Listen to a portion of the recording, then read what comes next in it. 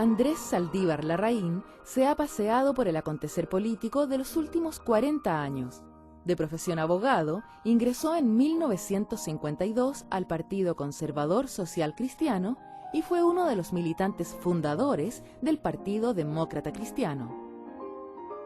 En 1964, bajo el gobierno de Eduardo Frei Montalva, asumió como subsecretario de Economía, como ministro de Economía y luego de Hacienda, siendo titular de ambas carteras. En 1973 fue elegido senador por Atacama y Coquimbo. Después del golpe militar, fue presidente del Partido Demócrata Cristiano, liderando la oposición al gobierno de Pinochet. Exiliado en España, fue elegido presidente de la Internacional Demócrata Cristiana. A su retorno, fue uno de los impulsores de la Alianza Democrática. El año 1990 fue elegido senador, cargo que ocupa hasta hoy, al igual que el de presidente del Senado.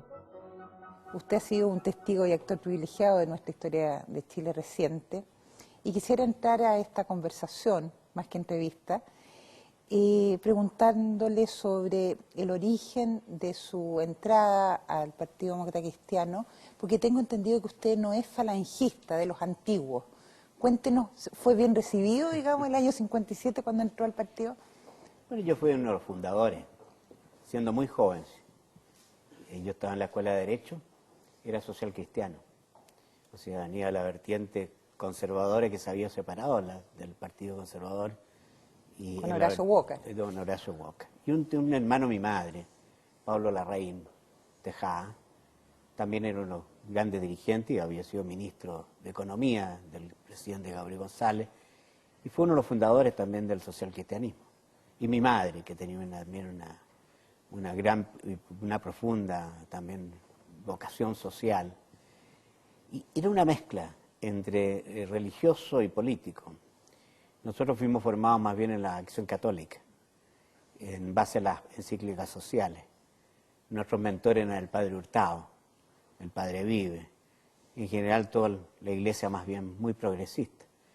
Y de ahí entonces que en la Escuela de Derecho yo ya era dirigente y provoqué la primera alianza con la Falange Nacional a objeto de poder crear un frente común. Y tuvimos éxito y ganamos. Y ganamos la Universidad de Chile también, en base a esa alianza.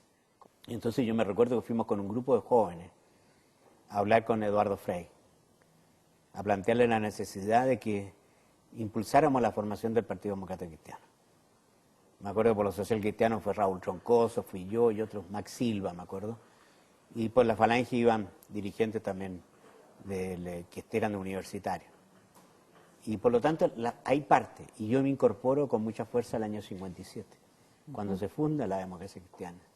Me recuerdo exactamente, se fundó ahí en lo que es hoy día el Salón de Honor del Congreso Nacional.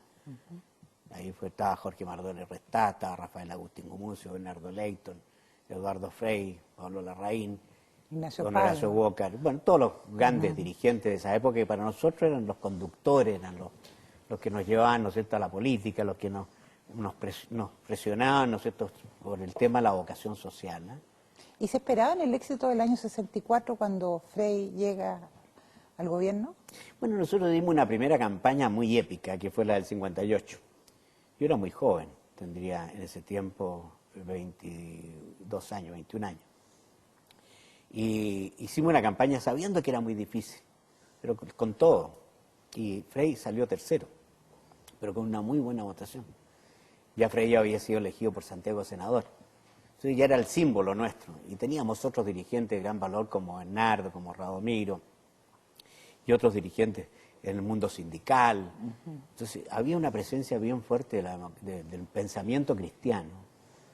Y por eso que el año 58 yo diría que fue como esos triunfos que si bien no se gana en el sentido de poder, se gana en el sentido de abrir espacio. Claro.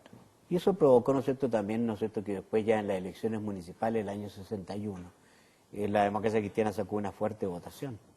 Y el año 64, bueno, yo creo que Frei salió, a pesar que para nosotros era muy difícil, salió por el famoso naranjazo, ¿no es cierto?, porque en ese tiempo había dos candidatos que eran mucho más fuertes que Frei, que era el propio Salvador Allende, que ya era tercera vez que era candidato a la presidencia.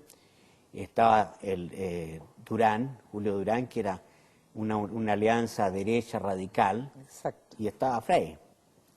Y en la elección de Curicó, de un diputado que se hace poco antes de la elección presidencial, el candidato de la democracia cristiana sale tercero. Sin embargo, ¿por qué se produce lo que se llama el naranjazo? Porque el candidato socialista, que nadie esperaba que pudiera ganar, derrota al candidato de la derecha. Exacto. Y entonces ahí se produce realmente una reacción muy de temor y de pánico en el mundo de la derecha.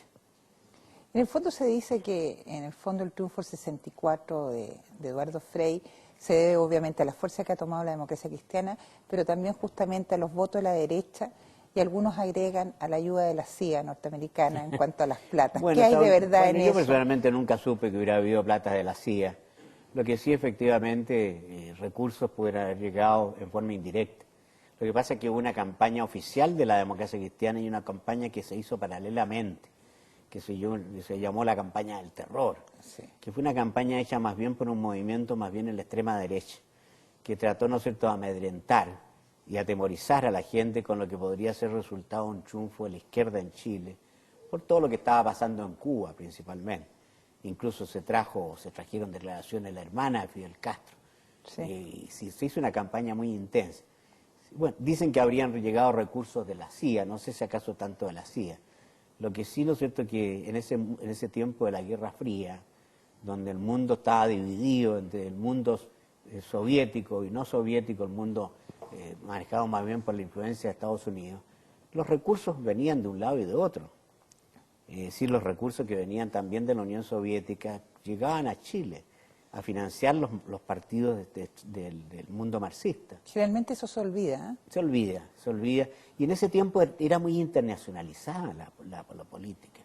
Y no olvidemos que las internacionales políticas llegaron a tener mucha importancia hasta hace muy poco tiempo.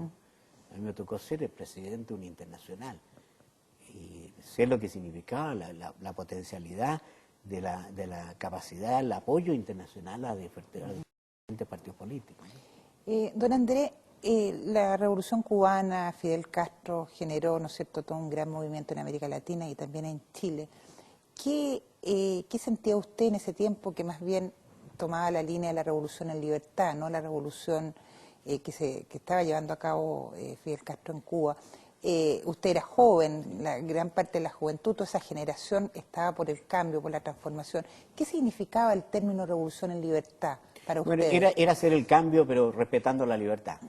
Para nosotros el símil de Fidel Castro era el símil del marxismo, que era, ¿no es cierto?, y hacer el cambio, pero sacrificando la libertad.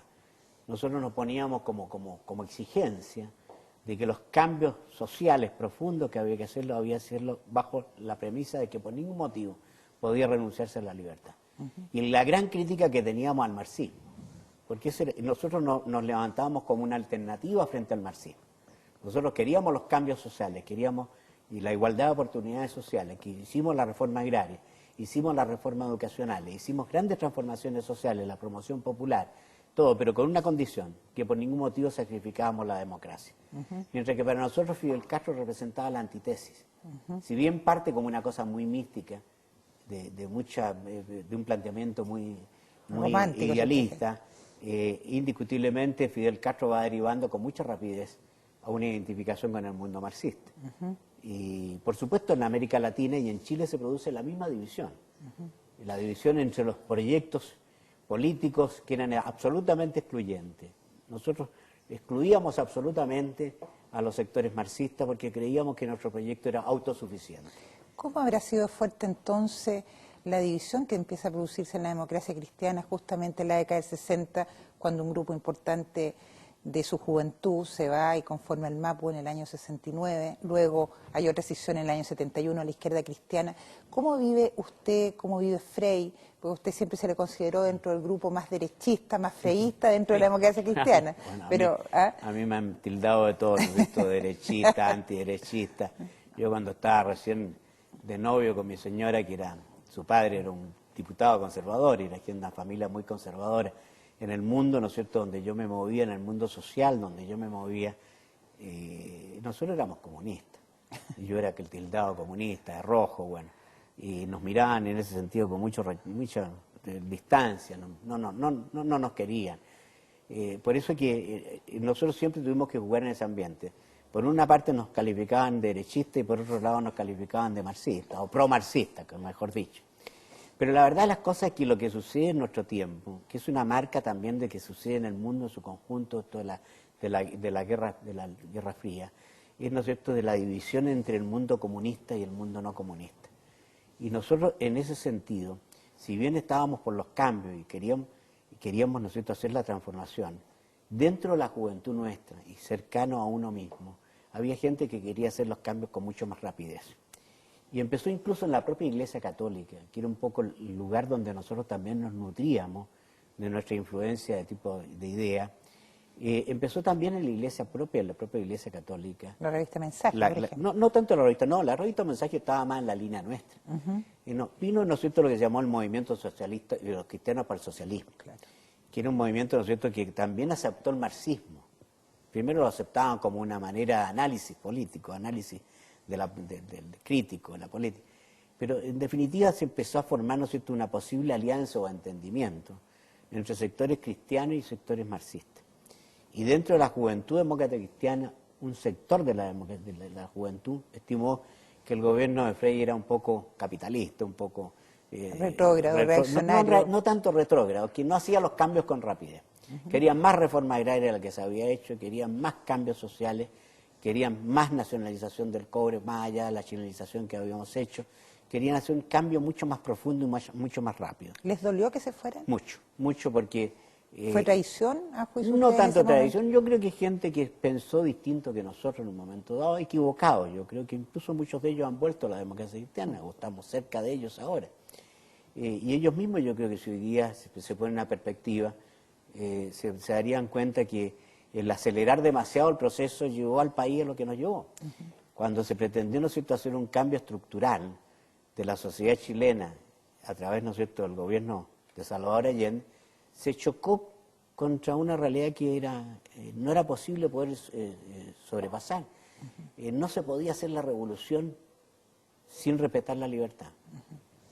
Ahora, ¿hasta qué punto la reforma agraria que todo el mundo conoce que la reforma agraria se inició bajo el gobierno de Alessandri, la famosa revolución, la reforma de Macetero, pero ustedes obviamente la implementaron y después se agudizó bajo el gobierno de Allende? ¿En qué medida fue una petición del gobierno de Kennedy? ¿Hasta qué punto la Alianza para el Progreso de alguna manera influyó en ustedes esta relación tan permanente que tiene la democracia cristiana con Estados Unidos? Bueno, la Alianza pero no tanto con Estados Unidos. Nosotros siempre tuvimos una posición a veces equidistante de los americanos, sobre todo con el mundo republicano. Nosotros no estábamos de acuerdo con las políticas de lo que era el Partido Republicano. Nosotros estuvimos muy cerca de Estados Unidos con Kennedy. A nosotros Kennedy nos interpretaba, porque Kennedy estaba por la reforma. Y lo que fue la Alianza para el Progreso, ¿no es cierto?, coincidió con el ascenso nuestro al poder aquí en Chile. Y recibimos un respaldo y una ayuda de Estados Unidos para hacer las reformas estructurales, como la reforma agraria, la reforma educacional, toda la organización popular, etcétera, etcétera. Y nuestro distanciamiento empezó con los americanos, yo diría más bien con la chilenización del cobre. Ahí ya empezamos a tener distancia, porque ya había muerto Kennedy, y la Alianza por el Progreso había empezado también a dejarse aplicar, y estaba gobernando más bien un criterio más hacia la derecha en Estados Unidos. Y con Nixon, por supuesto, republicano, tuvimos una distancia muy frontal, muy dura. Ahora, nosotros para los americanos, la democracia cristiana era el mal menor. Claro. Ellos preferían, ¿no es cierto?, mucho más a un gobierno de derecha que un gobierno demócrata cristiano. Ahora, la derecha no olvida hasta el día de hoy los efectos que provocó la reforma agraria en ellos, y yo creo que esa gran distancia que hay de la derecha contra la democracia cristiana tiene su origen en esto. Usted, si tuviera que volver atrás, ¿insiste que fue una buena medida la que se llevó a cabo? Yo creo que era fundamental. ¿Sí? Yo creo que era fundamental hacer el cambio social, sin perjuicio que yo creo que pueden haberse cometido errores. a lo mejor exceso, pero en el fondo la reforma agraria no era solo la reforma agraria, Patricia. Hay que ponerse en ese tiempo. Yo era de familia, de gente que tenía tierra, Exacto. gente que estaba vinculado a la parte agraria. Mis mujeres, como decía su padre, era un hombre, era un dueño de campo, de tierra. Pero era un problema de un sector de la sociedad que estaba absolutamente marginado socialmente. Se tenía una concepción paternalista respecto a la gente que vivía en el campo y la gente conservadora creía que era lo mejor seguramente para los campesinos, ¿no es cierto? El de darle la galleta, el de darle la casa, la luz, el agua, no pagar, ¿no es cierto?, el salario en dinero, sino que en especies, salvo una parte, etcétera, etcétera. Pero no nos olvidemos que en ese tiempo los trabajadores campesinos, los campesinos, trabajaban de sol a sol, no tenían ley que regulara 8 horas de trabajo. Trabajaban y ganaban solo cuando había buen tiempo, porque si había lluvia, los días de lluvia no se pagaban. No tenían derecho a sindicalizarse. Se le pagaba, como decíamos antes, solo una parte en dinero, la parte menor en dinero su salario. Es decir, era un sistema de vida que era, yo creo, absolutamente contraproducente y provocaba una situación de daño social muy fuerte. Por eso que la reforma agraria, más que distribución de la tierra, que lo fue, y que era importante, yo creo un que cambio social. Era un cambio social profundo y que yo creo que hasta el día de hoy, si uno va al campo, la gente lo siente que se hizo ese cambio en favor del mundo campesino. Ahora que hubo dueños de tierra. El costo político para ustedes. Para nosotros, claro, fue grande porque la derecha de ese momento nos puso en una situación, ¿no es cierto?, de interdicción a nosotros, a la democracia cristiana. Pero se produjeron situaciones bastante increíbles, ¿no es cierto?, porque ¿quién había sido el autor de la reforma agraria? Uno de los que había encabezado la reforma agraria, Rafael Moreno. Cuando vino el tiempo de la Unidad Popular, el año 71, y hubo que enfrentar las candidaturas, y se produjo una alianza entre la democracia cristiana y la derecha para evitar, ¿no es cierto?, el avance de la Unidad Popular, que creíamos que era muy dañina, que si acaso lograba la mayoría en el Parlamento podía instalar por la vía legal un marxismo que después podría haber traído consecuencias inevitables. El candidato por la sexta región hoy día, por O'Higgins y Colchagua, que se llamaba en ese tiempo, fue Rafael Moreno. Claro. Y a mí me tocó ver una cosa, ¿no es cierto?, ver a Sergio Onofre Jarpa proclamando a Rafael Moreno en las comunas, ¿no es cierto?, agrícolas. Entonces, claro, es cierto que hubo un distanciamiento, pero también yo creo que si hoy día la gente se pone en la realidad, era un cambio necesario, absolutamente necesario. Incluso yo creo que en la agricultura se produjo un cambio de mentalidad que ha traído que hoy día los agricultores sean hombres progresistas, que más que tener cantidad de tierra, tener intensidad en la inversión para producir más y mejor. Yo creo que fue un cambio absolutamente necesario. Insisto, con algunos problemas de, a lo mejor, excesos que se cometen siempre, pero creo que el proceso era necesario. Don Andrés, usted fue nombrado subsecretario de Economía y después ministro de Economía bajo el gobierno de Frei. ¿Fue por cuoteo, fue por cariño, fue por amistad y obviamente por capacidad, me imagino?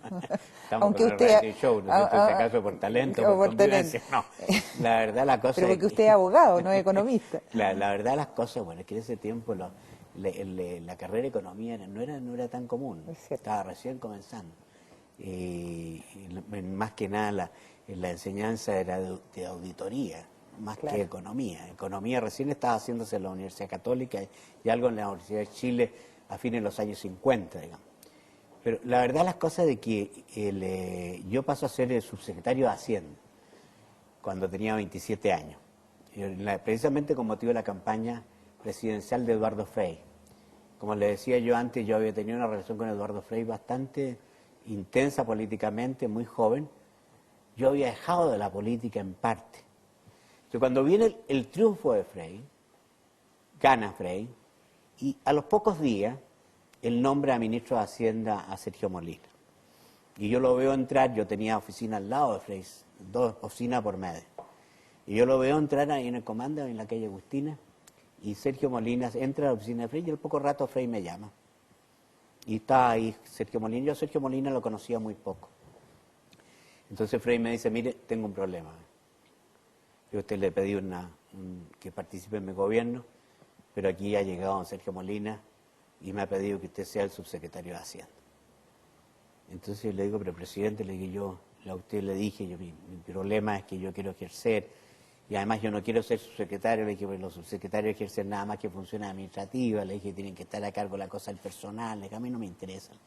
Entonces Sergio Molina me dijo, no, yo quiero que tú seas el subsecretario de Hacienda, pero quiero que seas una persona que esté fuera de ese tema, quiero que me ayudes a mí a todo lo que es realmente la formulación de la política económica, y tú eres una persona que está especializada en materias tributarias, además tú has estudiado economía, efectivamente yo me había especializado mucho en economía en la universidad, había sido alumno de Alberto Baltra, el profesor, y me acuerdo, en Derecho Financiero. Entonces me dice, yo quiero que sea una persona que esté al lado mío, casi ocupando un cargo como viceministro.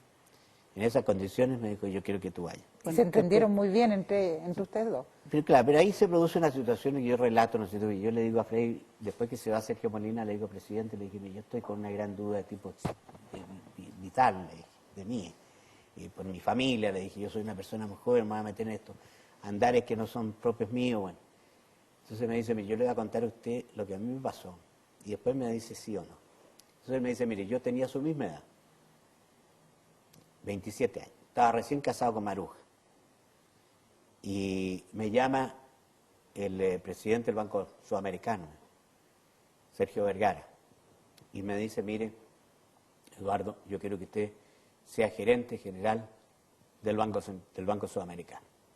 Lo cual a mí me significaba, me dijo, auto, muy buen ingreso, estatus, etc. Pero al mismo tiempo me habían ofrecido ser director del diario El Tarapacá Iquique, ir a formar partido de Iquique. Y cuando me hicieron la oferta yo tomé una decisión, por supuesto, previa a consulta con Maruja, y me fui a Iquique. La vocación. Porque yo tenía vocación de servicio y quería realizarlo. Por lo tanto, usted tiene que resolver si tiene vocación de servicio o no tiene vocación. Ese fue un momento clave para usted. Entonces yo en ese momento ni siquiera pensé dos veces, ni siquiera llamé a mi señor y le dije, mire, don Eduardo, después lo que usted me dice, no me queda otra cosa que decirle que sí. Y eso fue determinante en mi vida. Eso fue determinante en mi vida porque de ese momento yo no he dejado de estar en el quehacer de la política, en el quehacer del Parlamento, en el quehacer, ¿no sé, de todo el tema social de este país. Podríamos hablar mucho de la parte en la subsecretaría de Hacienda, pero quiero centrarme un poco en el Ministerio de Economía, porque ahí usted tuvo bastantes problemas.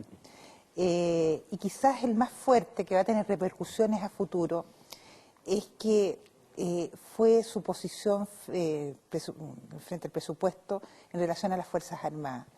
Usted sabe que en general las Fuerzas Armadas en ese momento lo culparon a usted de lo que va a ser el tancazo, de lo que fue la sublevación de Roberto Bió, porque en el fondo las Fuerzas Armadas necesitaban, ¿no es cierto?, mejores condiciones de sueldo y necesitaban material para poder funcionar profesionalmente. Y se dice que usted se negó terminantemente a subir los sueldos de las Fuerzas Armadas. Es decir, que usted es el culpable, en definitiva, de ese primer movimiento militar en el año 69. Yo creo que no es tan así, pero vamos a tocar un poco, contar la historia. Efectivamente, yo fui ministro de Hacienda y de Economía. Era biministro cuando me nombró el presidente Frei, teniendo 31 años recién cumplido. Y el problema que había en este país, que era un problema, ¿no es cierto?, que había mucha demanda social, como habíamos hablado. O sea que había que hacer mucha inversión en la reforma agraria, en el tema, hubo que mejorar mucho la remuneración, incluso los militares, todas, porque habíamos recibido las remuneraciones muy deterioradas, hicimos todo un tema, un plan habitacional, hicimos todo el tema de la promoción popular, la reforma educacional, etcétera, que tenía mucho costo. Hicimos la channelización del cobre. Entonces, aquí había un tema, ¿no es cierto?, que por supuesto las Fuerzas Armadas no estaban bien pagadas. Como no estaban bien pagados también los funcionarios públicos, tampoco estaban bien pagados los jueces. En general había un problema de deterioro de las remuneraciones en general. Entonces, hay que separar el tema de las remuneraciones que el tema del armamento, que es otra cosa. ¿Cuántas remuneraciones? Nosotros seguimos una política normal de ir ajustando a unos y a otros, tratando de mejorar todos los años, con una política que fue distinta a la del gobierno de Alessandri, que no reajustaba de acuerdo con el 100% del costo de la vida, sino que empezamos a hacer reajustes equivalentes para no perder el poder adquisitivo. Pero, por supuesto, nadie estaba conforme. Y la pelea del ministro de Hacienda era siempre cómo distribuir el presupuesto. Y yo en esto actuaba permanentemente de común acuerdo con el presidente de la República. Y por supuesto en este caso con respecto a las Fuerzas Armadas con el ministro de Defensa. En el mes de julio, me recuerdo, yo mismo, hablando con el presidente de la República en la tarde, teníamos mucho contacto con él. Yo permanentemente estaba, por razones obvias, muy cerca de él. Le hice ver, me acuerdo que estaba de subsecretaria la Toyita Arellano, Claro. la hermana de Sergio Hermana de Arellano. Sergio Arellano Stark. Que a su vez era decán de Frey. Y fuimos a hablar con él porque había un problema de remuneración de las Fuerzas Armadas que había que buscar una salida, una solución. Y se le pidió entonces a los propios Ministerios de Defensa, me acuerdo que era Carlos Gardeberg, que era el subsecretario, de que hicieran una proposición de ver cómo podíamos hacer un plan de mejoramiento de las remuneraciones del sector de las Fuerzas Armadas. Y pasó 60 en el mes de septiembre y no teníamos todavía los informes. Y vino el primer síntoma de reclamo, que fue, me acuerdo, con motivo de la parada. Claro. Hubo una compañía que nos llegó a la Bernardino None al Tedeo. Ya nosotros dimos cuenta de este tema. Insistimos en la necesidad de buscarnos esto rápidamente, de que se nos entregaran los estudios técnicos para poder hacer la recuperación de alguna manera, algún reajuste. No tuvimos respuesta. Entonces, me acuerdo que en una tarde, en la casa de Eduardo Frei, padre, va a ser recuerdo, el señor vio que era general, incluso que pretendió tomar contacto conmigo. No me acuerdo que estaba en el Estadio Nacional. Y recibí un recado que el señor Vio quería contactarse conmigo y que me juntara con él en la plaza Pedro Valdivia. A lo cual le mandé a responder yo que yo no me entendía con los generales, sino que a través de conducto regular. Por lo tanto, no iba a tener contacto con él. Yo le informé al gobierno de esta situación. Por lo tanto, no estábamos absolutamente en babia ni en la luna sobre el tema. Sabíamos que estaba el tema. Y tuvimos una reunión, me acuerdo, con la casa de Eduardo Frei y tomamos la decisión de mandar un proyecto de ley, esto era un día lunes, al día siguiente, pidiendo facultades extraordinarias. Y tocó la coincidencia que en la madrugada se produjo lo que se llamó el Tacna, es decir, la ocupación de Bió del Tacna. Tacnazo. Cuando estábamos exactamente en el proceso de mandar un proyecto de facultades extraordinarias. ¿Fue la izquierda la que asusó ahí? Bueno, ahí hay, ¿no es cierto?, un testimonio que se dice que hubo dirigentes socialistas que fueron precisamente a hablar con Bió, a ofrecerle su apoyo y su respaldo. Nosotros siempre tuvimos una duda muy grande de cuál había sido la participación de algunos dirigentes socialistas de aquella época en el sentido de motivar o incentivar. No así el Partido Comunista. El Partido Comunista fue muy claro, muy decidido en tratar de evitarlo. Pero respecto a los armamentos, no es efectivo, y no quiero excusarme de que no haya habido una atención. Al contrario, durante el gobierno de Frei, a mí me tocó estar tanto como subsecretario como ministro cuando se compraron todas las escuadrillas Hawker Hunter y la dotación de aviones de la Fuerza Aérea, que hacía muchos años que no tenían dotaciones de ese tipo. Y Lo que hoy día es los época. F-16 Sí. eran el equivalente a lo que eran Hawker Hunter de ese tiempo. Para la Marina se compraron los 2 submarinos y también los barcos que hoy día tienen, es decir, 2 o 3 barcos de buena fragata, no me acuerdo exactamente, pero eran dotación para la Marina. Donde tuvimos problemas Imagínense que todavía lo tienen. Ya, donde nos fue el problema fue en el Ejército, pero no fue por un problema que no hubiera recursos, sino que efectivamente no había un plan concreto de abastecimiento de material mayor. Y efectivamente yo creo que el Ejército había quedado atrás. Pero yo creo que si hubieran tenido ellos un plan estructurado de adquisiciones, seguramente se hubiera tomado en cuenta. Porque lo habíamos hecho con la Marina y lo habíamos hecho también con la aviación. Y también lo habíamos hecho con Carabineros, si no son parte de la Fuerza Aérea. Hicimos un gran aprovisionamiento de material mayor hacia los Carabineros también. Entonces yo diría que eso. Y lo otro que hay que tener presente es lo siguiente, que cuando se produjo el Tacnazo, efectivamente a mí me quisieron responsabilizar. Yo asumí mi responsabilidad. Y recuerdo, tengo la carta. Yo me fui a hablar con don Eduardo y llevé una carta en la cual yo le explicaba todo lo que había sucedido, todo lo mismo que estoy explicando hoy día, haciéndole ver que no me sentía responsable de nada de ello, pero yo asumía la responsabilidad política. y por lo tanto le presentaba mi renuncia. Y le hacía valer mi renuncia para que él tomara con toda libertad las decisiones que debían de tomarse. Y me recuerdo que Eduardo Frei, paseándonos como él acostumbraba por la sala de la Moneda, me hizo ver que era inaceptable el que pretendiera inculpárseme o atribuírseme cualquier responsabilidad a mí.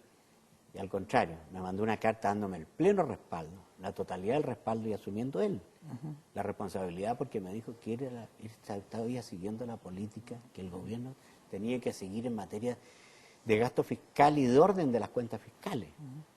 Y la verdad es que ese periodo del año 69 y el año 70 fue un martirio permanente para cualquier ministro de Hacienda que hubiera estado. Porque la demanda de aumento salarial era brutal. ¿Por qué la democracia cristiana insistió en la candidatura de Tomic?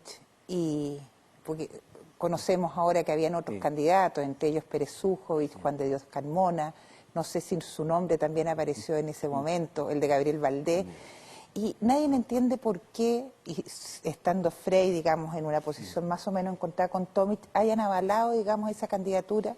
Es el signo de la historia. La verdad es que... Es como una dinastía. Sí, la verdad es que no sé, todavía dentro de la democracia cristiana ese sentido, de que después de Frei venía Tomic. Y efectivamente Radomiro Tomic no debería haber sido candidato, sin perjuicio porque la voluntad nuestra de obligarlo a ser candidato. Radomiro Tomic, cuando pierde la Junta Nacional del partido en mayo, en la cual yo era opositor, yo era partidario de llevar un candidato diferente. Pero por supuesto yo no me oponía a lo que era este sino de la democracia cristiana desde que era su predestinado. Y cuando, si bien no es cierto, la inmensa mayoría le pedían que fuera, el propio Radomiro Tomic renunció a la candidatura en mayo y dijo que él no iba a ser candidato a la presidencia de la República, sino era en base a lo que él llamaba la unidad del pueblo, ¿ya? Que era la unidad, buscar un entendimiento con lo que iba a ser la unidad popular y la democracia cristiana. Y estaba en una tesis legítima de parte de él. Y él se retira un poco de la posibilidad, y la Junta se termina en esa situación. Y entonces empezamos a buscar candidatos. Y yo estaba muy metido en el tema porque por la posición que tenía, y me recuerdo haber tenido una reunión que tuvimos una comida ahí en el edificio Norambuena Carabinero. Eso en ese tiempo no se decía que eso significara, ¿no es cierto?, politizar a las Fuerzas Armadas. Y nos prestaron el comedor. Y fuimos allá todos los ministros y principales dirigentes, y le ofrecimos a Gabriel Valdés el ser candidato a la presidencia. Y antes se lo habíamos hablado a Bernardo Leito. Y los dos rechazaron, porque decían, nosotros no vamos a ser nunca candidatos, mientras Radomiro Tomic pueda ser el candidato. No aceptaron. Y en el caso mío, efectivamente en ese tira y afloja que había, me acuerdo de una noche, estaba en mi casa ya acostándome, cuando me llama Edmundo Pérez, que estaba con varios senadores en su casa, y me pide que me vaya para allá. Yo creo que habían hablado con Frei, padre también, y yo le digo, no, tienes que venirte porque esta es una cosa muy urgente. Entonces le digo a mi señor que me acompañe, y fuimos allá. Yo tenía 32 años, y me siento y me dice, mira Andrés, hemos decidido que tú tienes que ser el candidato a la presidencia. Era una idea de ellos, claro. Ahí. Entonces yo le digo, mire, no, ustedes están muy trasnochados. Le dije, pues no creo que hayan tomado más de la cuenta. Le dije, pues no habían tomado tampoco. Pero yo creo que es una locura.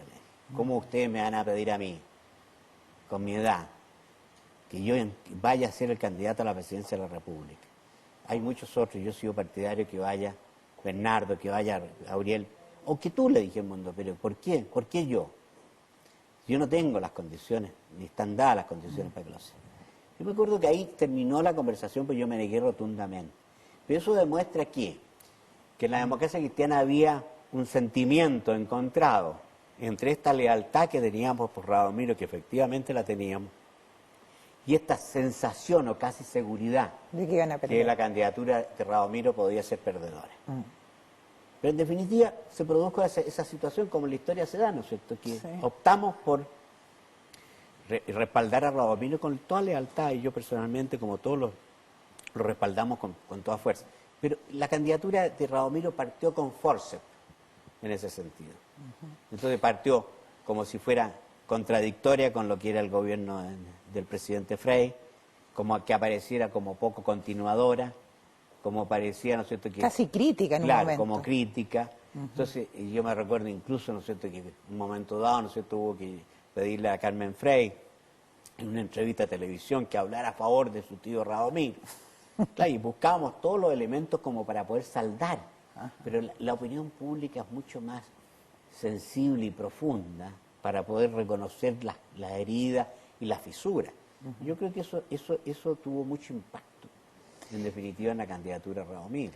Don Andrés, yendo un poquito más adelante, se produce, ¿no es cierto?, la elección de Allende, todos sabemos, pero entre que él fue elegido y realmente es nominado por el Congreso, suceden muchas cosas en Chile. Entre ellos, entre otras tantas cosas, aparte del asesinato de Schneider, hay dos cosas que le quiero preguntar. Una es el famoso discurso del terror que se ha hablado en este programa otras veces y que quiero que me aclare si realmente fue un discurso hecho, digamos, con una intención decidida. Y lo otro tiene que ver con el llamado Gambito Frei, es decir, en que se dice que usted también fue un actor importante. Bueno, sí, vamos al discurso. Mire, primera cosa, ¿qué es lo que se produce? Poco antes de la elección de Salvador Allende, como 60 días antes, Frei Padre, como presidente de la República, llama a un grupo de sus ministros y asesores y nos dice, miren, aquí tenemos que preparar este país para cualquier alternativa que sucedan después del 4 de septiembre. Por lo tanto, yo les pido a ustedes que elaboren planes de contingencia para el caso de que salga Alessandri, nos decía, no hay tanto problema. Si sale Radomiro, tampoco hay tanto problema. Pero el tema más delicado, ¿qué pasa en este país si sale elegido Salvador Allende? ¿Cuáles van a ser las reacciones y qué son las medidas que hay que tomar? Pero ustedes estaban casi seguros que iba a salir Allende. No. Había convencimiento que era muy estrecha la votación e incluso la gran mayoría de la gente creía que iba a ganar Alessandri. Porque había una sensación de medio ambiente. Lo que se publicaba por la prensa, lo que era la propaganda y todo. Y lo mismo Alessandri, ¿no es cierto? Que no nos olvidemos que los avisos de la propaganda de Alessandri y los diarios era el que gana por un voto será presidente. ¿Por qué? Porque el comando de Alessandri incluso tuvo la imprudencia. Yo creo que ellos perdieron la elección una semana antes, cuando publicaron una página en Mercurio y en todos los principales diarios que decía Alessandri 48%, Allende 30 y tanto, y Radomiro 20 y tanto. Entonces dieron una sensación de seguridad que hizo que incluso mucha gente que votó, que iba a votar a lo mejor por Alessandri y que era más cercana a nosotros, frente a este margen de diferencia, votó por Tomic. Y Tomic sacó una buena votación, sacó un 28%. Entonces, el tema donde voy yo, cuando se produce la elección de Allende esa noche, yo estaba en La Moneda, Frei me dio instrucciones de proceder a aplicar el plan de emergencia para el caso salir Allende. Y el plan de emergencia era que estábamos convencidos que venía una crisis económica, que iba a venir una corrida financiera, que se iba a producir temor, que se iba a producir pánico, que se iba incluso a trabajar porque ese pánico se diera con mayor fuerza por algunos sectores, y se iba a producir un poco el efecto de las campañas del terror, que aquí se iba a instalar el marxismo y el comunismo a muy corto plazo, se iban a cerrar las fronteras y todo. Tanto es así que yo, pocos días antes del 4 de septiembre, importé papel moneda desde Inglaterra, una buena cantidad de papel moneda. Y esa misma noche, el día 4 de septiembre, di algunas órdenes concretas. Primero, puse la Casa de Moneda con 3 turnos a fabricar billetes, para poder responder a lo que íbamos a creer que podía hacer la corrida bancaria y que incluso fue más allá de lo que nosotros creímos. Hoy día eso sería un crimen de lesa majestad. Había que hacerlo y lo sabíamos conscientemente que había que hacerlo. Segundo, ordené que toda la actividad financiera se mantuviera como si fuera normal. Ordené que los bancos se mantuvieran abiertos, ordené que la bolsa de comercio trabajara normalmente, es decir, que no existiera ninguna sensación de que el sistema podía tener situaciones de conflicto o drama. Y luego, ¿no es cierto?, conformé un equipo de emergencia que estaba integrado por Edgardo Benninger, Sergio Molina, Carlos Massad, Sergio Vitar y otros economistas, más el superintendente de banco, más el director de la Casa de Moneda, toda la gente que tenía que ver con la superintendente de Sociedad Anónima, etc. Y con esa gente me empecé a reunir desde el día 5 de la mañana, del día 5 de septiembre, que era un día lunes, en la mañana, al mediodía y en la noche. Nos reuníamos 3 veces al día y yo tenía un equipo que en ese tiempo no había muchas maneras, no había computación, era todo se hacía casi a mano. ¿No es cierto? Pero mantenía todos los días yo permanentemente una cifra de lo que estaba pasando, sobre todo por la corrida bancaria y lo que pasó en las asociaciones de ahorro y préstamo. La gente se abalanzó sobre esas asociaciones y luego también sobre la compra de divisas, de dólares. La evasión. Es decir, lo que usted me está tratando de decir, que el discurso quería frenar eso. Queríamos frenar. Entonces, ¿qué es lo que sucedió? El día 6 se vio este tema. Allende fue a hablar con el Frei y llegan a la conclusión de común acuerdo Allende con Frei de nombrarme a mí el ministro de la transición. Cuando me llama Frei, yo le digo, muy bien, don Eduardo, pero hay una cosa que yo no puedo dejar de pedirle, que me nombre un representante del presidente Alessandri, porque constitucionalmente no está designado el presidente de la República, y por lo tanto me dijo, tiene toda la razón, y estaba Allende, y Allende también estuvo de acuerdo. Entonces vamos a pedirle un nombramiento. Entonces yo le pedí que el presidente, el senador Allende me nombre, le dije, un representante, y me nombró a Pedro Buscovich como representante y como la persona que iba a hacer nexo conmigo. Y don Jorge Alessandri nombró a Pablo Barahona. Y yo me reunía con Pedro Buscovich y con Pablo Barahona por separado todos los días, y les informaba todo lo que estaba pasando y las medidas que estábamos tomando, con un compromiso de que solo iba a hablar yo frente a la opinión pública para evitar pánico, porque realmente la corrida financiera era tremenda, era gravísima, y además, ¿no es cierto?, porque además se sintió que había toda una maquinación para que esa corrida financiera fuera mayor. O sea, había gente interesada en provocarla, como otra gente que efectivamente... ¿Y usted? Bueno, y yo personalmente lo único que hacía, ¿no es cierto?, es tratar de ver cómo llegaba más dinero a las ventanillas y responder... Es decir, ustedes no querían, como Democracia Cristiana y usted como Andrés Saldívar, que se produjera... El pánico, no. El pánico. Claro, si se hubiera producido un cierre de un solo banco, se desarmaba el sistema. Es que eso era importante porque podía mezclarse con el gambito Frei, bueno, y que además, Frei llegara después al poder. Habían toda una serie de mecanismos por el lado, tratando, ¿no es cierto?, que después se supieron, ¿no es cierto?, maquinaciones para tratar de impedir la subida de Allende. Exacto. Lo que estaba pasando con la ITT, lo que pasaba con Nixon, lo que pasaba con Kissinger, los dineros que llegaban aquí para tratar de comprar gente, etcétera, más lo que vino después con Bió. Entonces, yo me recuerdo que un día, el señor Pedro Buscovich, rompiendo el compromiso que tenía, me acuerdo que fue un día 16 de septiembre, hace una declaración pública diciendo que todo lo que estaba pasando no era problema de la elección de Allende, ni el pánico financiero, sino que era todo un hecho acumulado de una mala gestión financiera del gobierno de Frei, y por lo tanto mía. Claro. Y que nosotros éramos responsables de lo que estábamos pasando y que lo único que había que hacer era cerrar la frontera, cerrar los bancos e impedir, ¿no es cierto?, el que se siguiera el retiro del dinero, que era totalmente contrario a lo que yo sostenía. Yo sostenía que lo importante era mantener abierta la frontera, que la gente sintiera que había libertad de movimiento, que nadie le iban a impedir salir al extranjero, que salir, que podía comprar sus cuotas en dólares que ese tiempo, que el dólar no se escapara al mercado negro. Es decir, usted quería que Allende llegara al poder. No solo que yo quería la estabilidad institucional, lo mismo que Frei. No queríamos que se provocara el colapso, porque nosotros mismos caíamos en el colapso. Todos caíamos en el mar.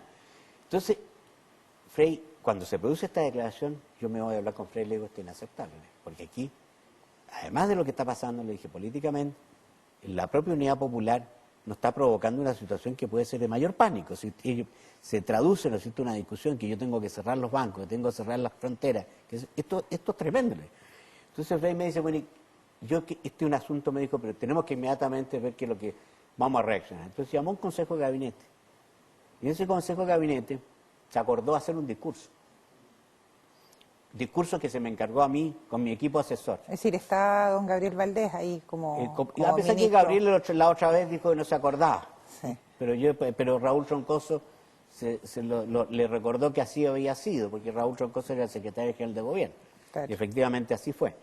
Y entonces me acuerdo que incluso yo lo llevé el discurso al Consejo del Partido, porque yo consideré que era tan delicado lo que iba a decir, porque ya tenía que yo decir la verdad, qué es lo que estaba pasando y cómo estábamos enfrentando la situación. Y el Consejo del Partido también lo conoció. Y ese discurso lo leí yo.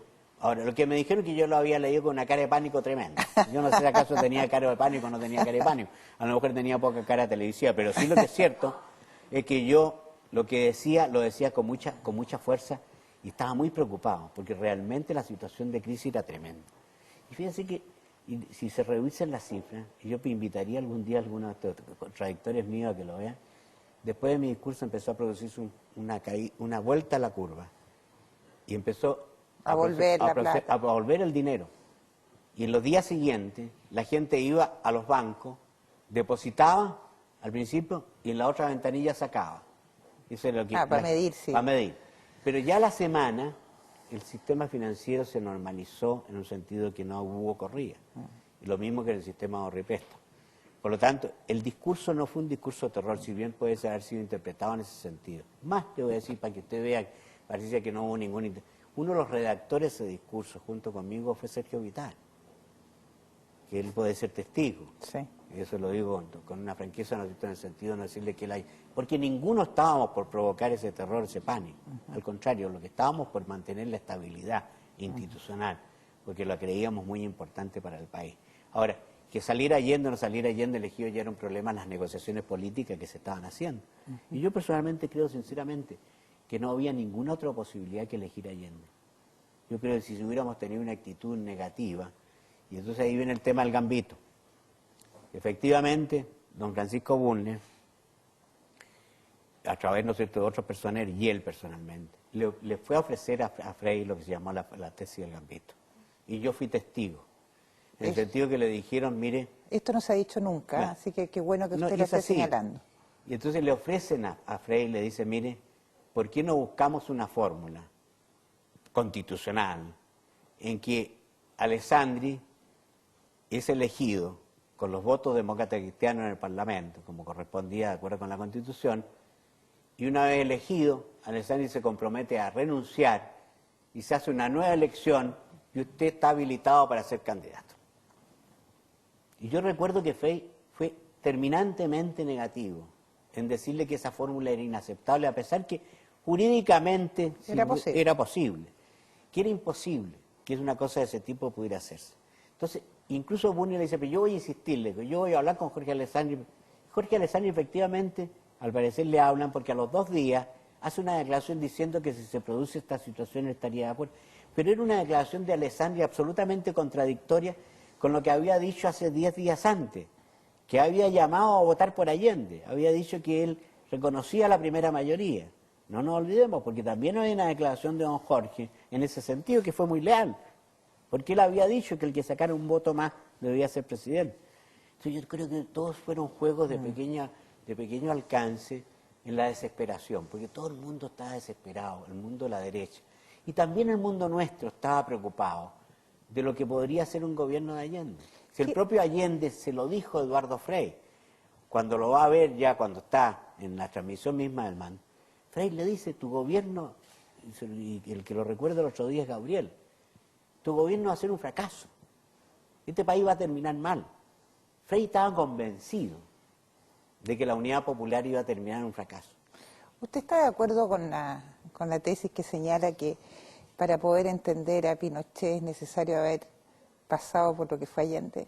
Yo estoy bien claro, yo creo que efectivamente los políticos tenemos responsabilidad de lo que sucede en el país y lo que ha sucedido en el país. Yo creo que el quiebre de nuestra democracia es responsabilidad nuestra, de los actores de ese tiempo. El primer gran responsable es el gobierno de turno. El primer gran responsable del término de la democracia es el presidente Allende y el gobierno del presidente Allende. Porque a él le correspondía más que nada tratar de evitar que la situación en la que llegó el país se hubiera producido. Más aún, ¿no es cierto?, cuando se hubo posibilidad de hacer un diálogo, más aún yo soy testigo cuando planteamos la tesis del plebiscito, que al principio fue absolutamente rechazada. Yo puedo contar ahora una historia que a mí me pasó para ver cómo el gobierno de Allende no tenía capacidad de resolver políticamente las situaciones de conflicto. Cuando vino el tema de la negociación de la llamada 3 áreas de la economía, sí, que era una reforma constitucional que provocó el gran conflicto institucional en este país entre la derecha, entre la democracia cristiana, el gobierno de la Unidad Popular principalmente. El Partido Demócrata Cristiano me pidió, junto con Juan Hamilton, que negociáramos con el gobierno del presidente Allende, quien nombró al entonces ministro de Justicia, Manuel Sangüesa, para que entre todos tratáramos de buscar una solución. y negociamos con Manuel Sangüesa. Me acuerdo que lo hicimos en el Hotel Crillón, que en ese tiempo funcionaba, porque ahí vivía Manuel Sangüesa, porque él era de Concepción. Y hicimos una negociación y llegamos a un acuerdo. Y firmamos un documento. Y lo pusimos la mosca y la firma al final, tanto Juan Hamilton como yo y Manuel Sangüesa. Y esa noche, Manuel Sangüesa, me acuerdo que fue el Crillón, lo pasaron a Oscar, los personeros que cuidaban Allende, el GAP, y se fue a conversar con Allende, a comunicarle este arreglo al cual habíamos llegado.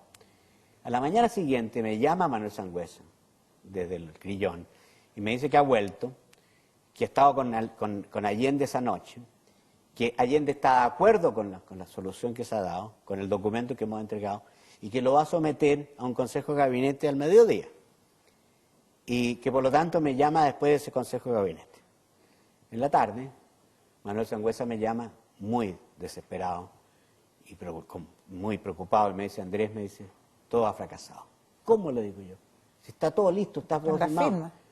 Sí, me dijo, pero lo que pasa es que en el consejo de gabinete, tú sabes que en el consejo de gabinete no solo están los ministros, sino que también están los presidentes de los partidos. Y el presidente del Partido Socialista, los representantes del Partido Socialista han dicho o que se firma el acuerdo o ellos se van del gobierno. Y entonces a mí, Allende me dice, me cuenta Manuel Sangüesa, me dice, bueno, ministro, me dice, entre mi partido y esto tengo que quedarme con mi partido. Y en esa tarde, Manuel Sangüesa renuncia al gabinete, renuncia al Ministerio de Justicia, y el partido, el PRI, el PIR, el Partido de Izquierda Radical, que presidía Luis Bosey, se retira del gobierno de Allende y pasa a la oposición. Es decir, gobernar el comité de la Unidad Entonces, Popular. la verdad de las cosas es que la primera responsabilidad la tiene el gobierno. La segunda responsabilidad la tenemos los políticos de la oposición en la misma medida que a lo mejor no fuimos capaces de aumentar las posibilidades de un entendimiento, a pesar de los esfuerzos que hicimos y del diálogo que se abrió, del espacio que nos abrió el propio cardenal Raúl Silva para poder llegar a un acuerdo, pero ese acuerdo tampoco pudo funcionar en ningún momento. Por último, también es responsabilidad del gobierno, a pesar que nosotros, y yo soy testigo, 7 días antes del golpe, 8 días, los presidentes provinciales de la democracia cristiana se reunieron y tomaron un acuerdo que nos obligó a nosotros como parlamentarios, recibimos instrucciones para un día viernes, de que íbamos a renunciar a nuestros cargos de parlamentarios, con el motivo de presionar la existencia de un plebiscito que pudiera resolver el conflicto entre el gobierno y la oposición. Y ese plebiscito se le exigió a Allende. Allende nunca lo aceptó, salvo el día domingo, el 10 de septiembre, que después de un famoso discurso de Altamirano que provocó el incendio, pues realmente él fue el que tiró el fuego, es decir, prendió el fósforo para prender la benzina que él mismo había derramado. Él, ¿no es cierto?, llamó a la incitación de provocar, ¿no es cierto?, la infiltración en las Fuerzas Armadas, llamó a rebelarse contra la Marina, un discurso tremendo, según me informó a mí Carlos Briones después, que el presidente tomó una reacción de tal naturaleza y de tan enojo, alto enojo, que ordenó que en ese momento se prepararan todas las cosas para hacer el plebiscito. Pero ya era tarde, porque cuando el día lunes él debiera haber anunciado la posibilidad del plebiscito, que a lo mejor pudiera haber desactivado el golpe de Estado, o a lo mejor apresuró el golpe de Estado, no sabemos, el día lunes no hizo el anuncio, sino que lo postergó para el día martes. Y ahí se provoca el quiebre. Por lo tanto, yo digo, somos todos responsables, pero el más responsable de todos, y el responsable fundamental, es el gobierno. Cualquier gobierno que hubiera estado, ellos tenían la mayor responsabilidad. Y podríamos haber evitado a lo mejor el golpe. Pero yo creo que es como las cosas del libro de García Márquez, La muerte anunciada. Lo que le pasa en la historia siempre al ser humano. Los seres humanos, después que se producen las cosas, empezamos a reflexionar qué no deberíamos haber hecho, qué deberíamos haber hecho mejor. Y la verdad, ¿no es cierto?, que nosotros estábamos todos convencidos de que el golpe se iba a producir y que era inevitable que el golpe llegara. Y más una anécdota, ¿no es cierto?, yo el día 10, estando en el Senado, un día lunes, a la hora del té, me acuerdo que estábamos todos los senadores con Eduardo Frei, demócrata cristiano, me llegó un mozo ahí del Senado, me dice que me estaban esperando un par de señores que querían hablar conmigo. Efectivamente yo fui a una de las oficinas, creo que fue el propio vicepresidente, y dos personas, yo no recuerdo sinceramente quiénes fueron, pero eran dos personas que me dijeron, mire, venimos de parte de algunos generales a decirle que mañana es el golpe de Estado a las 6 de la mañana. De Arellano Stark, de haber sido. No sé, yo no sé, nunca pregunté, yo lo único que escuché esto, pero había escuchado tantas veces O que de el golpe Bonilla, venía, que el golpe venía. Es que Arellano Stark y Bonilla Que a mí eran... no tenían por qué decírmelo a mí, pues se lo podían haber transmitido a Freiwell. Y yo volví a la mesa y les conté, mire, me pasó tal cosa. Bueno, y nadie le dio mayor importancia, porque no estábamos convencidos que se decía tanto, pero nunca creía que iba a venir, Claro. como el cuento del lobo. Y en la noche llegué a mi casa. Llegué tarde, como a las 10, 10 y media de la noche, y me encontré que estaban los dirigentes del Cobre, El Salvador, en mi casa. Y mi señora estaba atendiéndolo. Entonces yo los veo ahí y me recuerdo esta conversación. Y yo dije, para mí adentro dije, bueno, esto es un problema grave que ellos estén aquí. Si llega a producir el golpe, y es cierto lo que me dijeron, yo había guardado silencio. Y le digo, ustedes tienen que irse. Entonces me dice, me acuerdo que era uno de los dirigentes, Sequeira, no me acuerdo el nombre exactamente, Lucho Villena, no me acuerdo de ella. Y le digo, mira, me dice que no tenemos benzina. Y le digo, mire, ¿cuál es el problema? Yo le doy la benzina a mi auto. Le dije, saquemos la benzina, le dije, yo tengo aquí, y ustedes le echan, ustedes se van. Ustedes tienen que irse allá, le dije. Y allá están los problemas. Bueno, y lo eché esa noche. Y me acosté.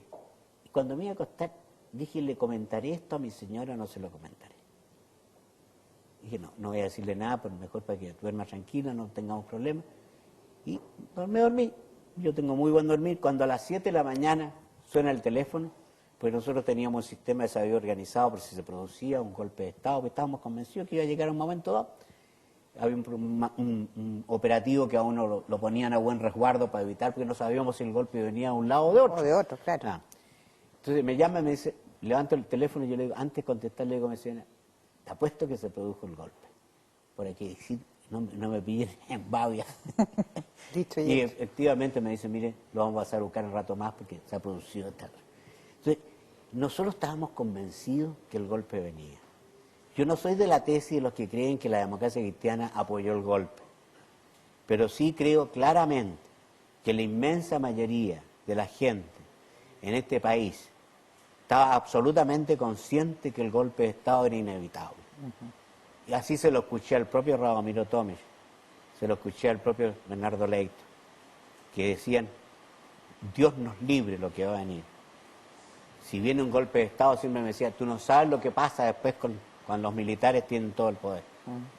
Bueno, y esa es la verdad, y esa es la historia que Yo le agradezco mucho, don Andrés, todas estas historias que nos ha contado. Habrá una segunda oportunidad para seguir en la historia, porque usted a posteriori también va a ser un actor, un protagonista fundamental de nuestra historia. Muchas gracias por estar con nosotros. Muchas gracias, presidente. Gracias.